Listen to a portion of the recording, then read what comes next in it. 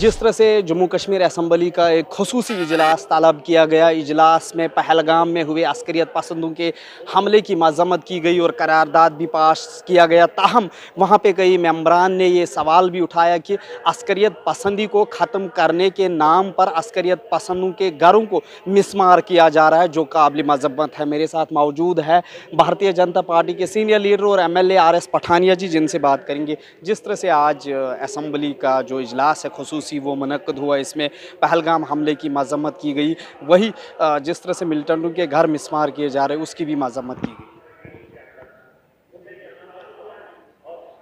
पहलगाम का जो सानिया जिसने ना सिर्फ जम्मू कश्मीर बल्कि पूरे देश और पूरी दुनिया को शॉक किया है, स्कैंडलाइज किया है, आज इस विषय को लेके एक रेजोल्यूशन सरकार एक स्पेशल सेशन में लाई है।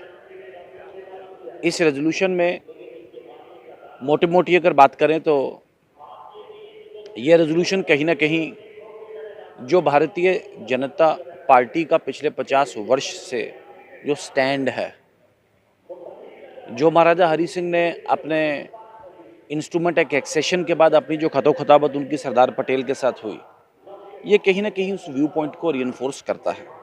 खैर, कन्फ्लिक्टिंग पॉइंट ना देते हुए हम सब पॉलिटिकल पार्टीज इकट्ठी हैं, आतंकवाद के विरुद्ध कार्रवाई हो।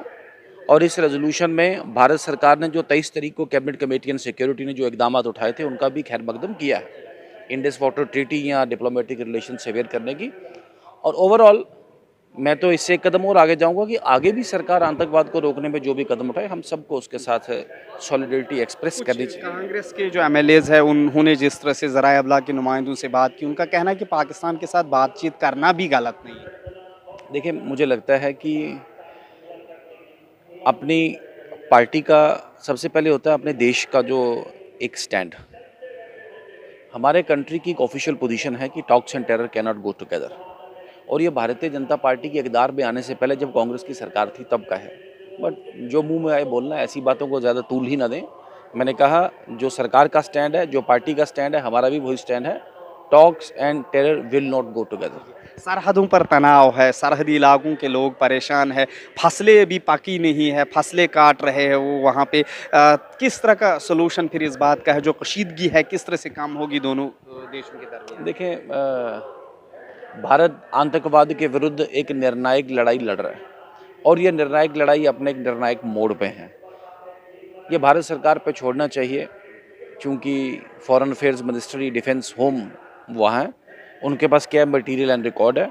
हम सब उम्मीद करेंगे कि जो भी फैसला उनका होगा राष्ट्र हित में होगा, देश हित में होगा, जम्मू कश्मीर के हित में होगा। जी, पहलगाम हमले के बाद कई नौजवानों को वादी कश्मीर में डिटेन किया गया और जो मिलिटेंटों के घर थे उनको मिसमार किया गया। ताहम आपने भी सुना कि असम्बली में कुछ मेंबर्स ने ये मुद्दा उठाया कि ये गलत है, बाप के बदले बेटे को सज़ा नहीं देनी चाहिए, बेटे के बदले बाप को सज़ा नहीं देनी चाहिए। सुप्रीम कोर्ट का के जजमेंट का भी हवाला दिया गया। देखिए, मैंने सुप्रीम कोर्ट का जजमेंट किसी और कॉन्टेक्स्ट में था, उसका हवाला यहाँ देना, आतंकवादियों के साथ सहानुभूति, सिंपैथी एक्सप्रेस करना, इस देश को, इस देश के जनमानस को और इस जम्मू कश्मीर को भी आतंकवादियों के साथ कोई भी सिंपैथी, कोई भी सहानुभूति रखने का ना कोई मकसद है, ना कोई जुआजियत है, ना कोई तुक है उसमें, ना कोई तर्क है इसके पीछे।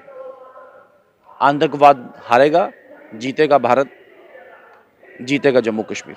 बहुत बहुत शुक्रिया। थे हमारे साथ RS पठानिया जी, भारतीय जनता पार्टी के सीनियर लीडर। ETV भारत के लिए जम्मू से मैं मोहम्मद।